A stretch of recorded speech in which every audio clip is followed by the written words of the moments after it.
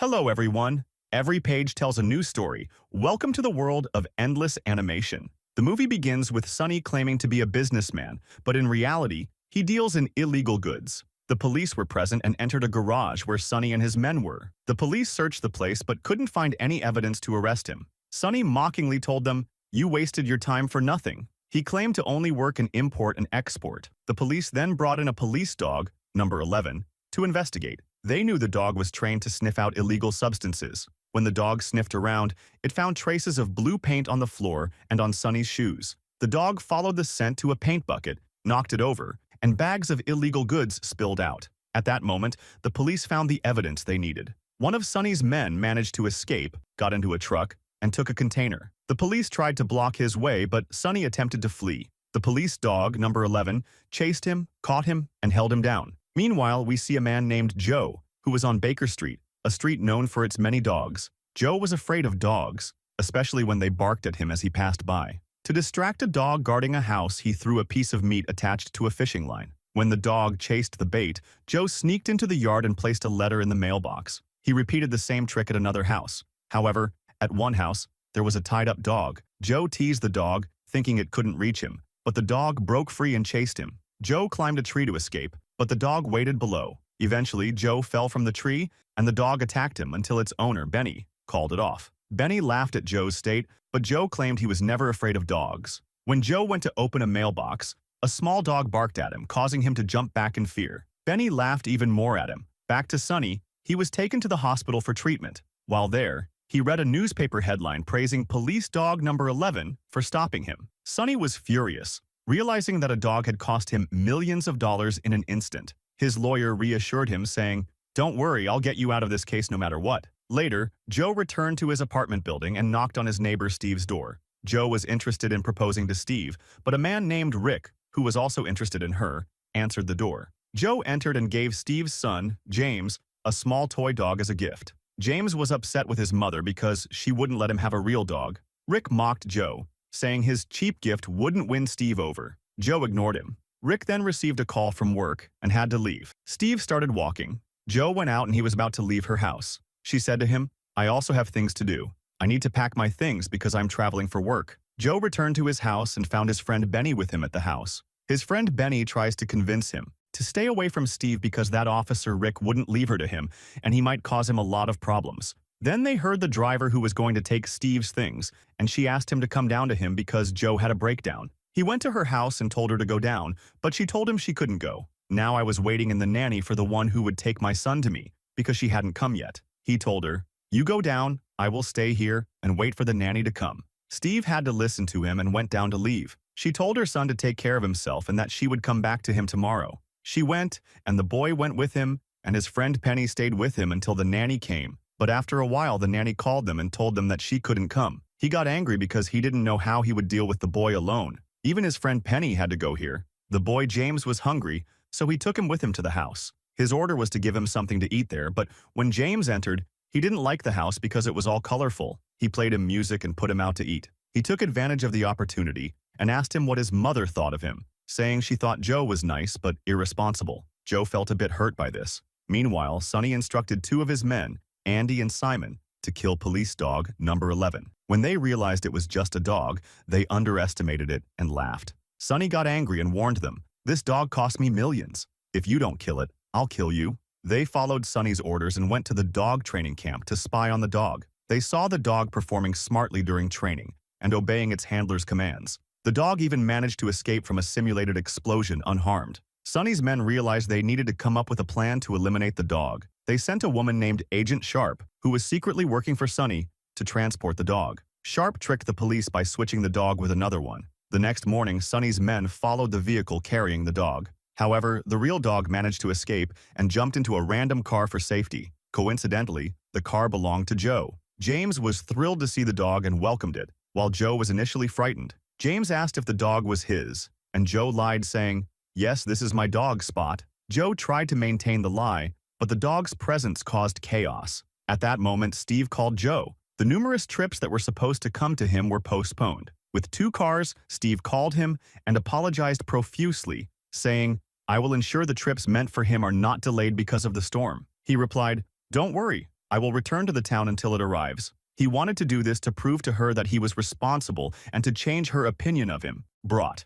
As soon as he heard it, he knew he was talking about Worker 11. Then he went and pressured him until he gave him his home address. He went directly to Jargo, who called Andy, and told him, I saw your ad. The dog you're looking for is with Jargo. She gave them the address. At night, they went to the house to see how to get in. But there, they saw the police hadn't come yet, so they got scared and ran away. Commander Morell left the house, and when he found the worker, he was very happy and wanted to take him. He told James that he didn't want to leave, but Morell said to him, this dog works with the police, not just anyone. He gave him a push to encourage him. But it seemed the dog didn't want to leave. He wanted to stay with his new friends. The next day, he still didn't want to leave, as the dog wanted to return. Even the dog returned to the camp. At that time, Steve went to another place and called Joe from a public phone. She found Joe angry because it was very broken. She was even more afraid for her son, stopped a motorbike and said to him, I'll ride with you, and you'll take me there whether you like it or not. Returning to Agent 11, he saw a dog playing with the family raising it, and he remembered James and Joe. He wanted to return to them at any cost. At that moment, before they could place him, for the guard to come and replace him. The guard came, and as soon as he opened the door, the dog ran away, and of course the guard couldn't catch him. As for the boy James, he couldn't wait either. He decided to go out and search for his dog. He looked around and found he wasn't home, so he ran out to see where he went. He found him in the garden and went to him. He said, I missed it so much too, but I'm happy because we're all friends. At that moment, Andy and Jess came with the car to them, because they knew the dog escaped from the center, and if he escaped, he would return to them. So they followed him. He came up with an idea. He made them follow him and led them to this street full of dogs. They made them enter and sent him running away. They came back home. Sonny came to him, bringing Morell with threats, and asked him where the dog was. They came and said the police took him. Then the dog came in, it jumped on him, and then Joe took the remote control and electrocutes him. The dog chased him until he fell from the saddle. Then the police arrived and pulled Sonny behind her. Moore wanted to take the dog and leave, but Joe asked them and said that the dog wanted to stay living with the family. That's it. He got tired of the life of service and thought that the solution was to let the dog choose who he wanted to stay with. They thought the solution was to let the dog choose who he wanted to stay with. They placed him in the middle and let him choose. The dog looked here and there. Then he went to Joe and James. They were very happy because he chose them. The dog saw Morell upset, so he went to him at the corner, licking him, as if to say, thank you for taking care of me all this time. And finally, Steve arrived home. She found the whole neighborhood full of police. She was terrified and ran upstairs to see her son. She took him from Joe, and she was angry that he will make her son was in danger. And so, Joe and the dog stayed alone in the house. After a couple of days, Joe took the dog out to play in the garden, and there he met James and his mother. Steve told Joe that her son James told her about the days he spent with him and how happy he was, and there she asked for his forgiveness because she didn't treat him well. She agreed to marry him and have him be with her son. And here our movie ends. We hope you liked the summary. Don't forget to watch the previous summaries and subscribe to watch the upcoming ones. See you in the next video. During this time, Captain Mork was looking at a picture of Agent 11 and was sad because this was the first time he'd be apart from him since he was a puppy, as he was the one who raised him. Then a call came in saying that the worker had escaped from the car. He was worried about him, so he called the center where he was heading. The center informed him that the dog had arrived there. He couldn't understand how the dog had escaped and yet reached the center. Then, he called his men and asked them about the mission's progress. They lied to him, saying the worker had given them false information, leading them to follow the wrong car. They were returning and kept lying about the mission's progress. They claimed the worker had pointed them in the wrong direction multiple times. James said, "We can't enter the house." Here, James took his weapon, crying, and couldn't say no. Later, they took the dog to the house but didn't enter. The dog went to the translator to understand that there was no one on the street. James just looked at him in confusion. He came and tried to play with him, bringing a small ball and throwing it for him to fetch. But the dog stood still, not moving, remembering his past when he was small and trained not to play. He wanted to break this habit and teach him how to play, starting by removing the mental constraints the dog had and guiding him step by step. From the balcony,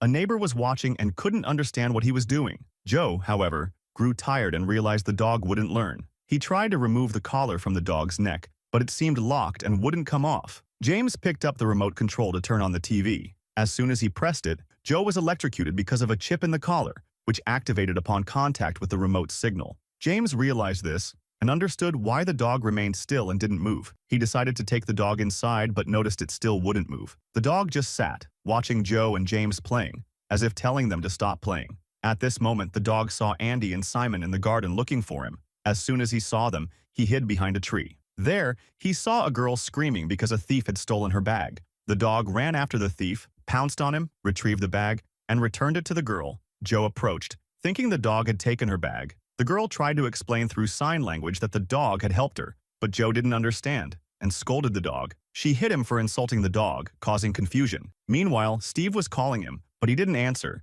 so she left him a voice message saying the bus she was on had broken down, causing further delays. She apologized and mentioned that the driver didn't notice the muddy terrain, which caused the wheel to get stuck. When Joe returned home, he punished the dog by locking him up. He told the dog to bark if he needed anything. Later, the dog wanted to go to the bathroom, so he went to the building entrance but was locked out. He barked for James to open the door, but James was asleep and didn't hear him. The dog climbed up the pipe to the upper floor and entered through the window, startling James, who then locked the window. The next morning, Andy and Simon brought pictures of the dog and posted them with their phone numbers, asking anyone who saw the dog to call them. They planned to kill the dog when they found him. Meanwhile, Captain Mork was traveling to the center to confirm if the dog had arrived. His face was frozen from the cold and snow. When he entered, he saw the dog, Worker 11, and immediately called his team, saying the dog hadn't moved. They confirmed the dog had escaped. Joe and James went to the beach with the dog. As usual, the dog didn't want to play. James said he had a solution. He approached the dog, saying he wouldn't leave the house because his mother had taken him. He wanted to make the dog happy, let him run and play. The dog finally decided to play with him. James threw the ball and the dog fetched it,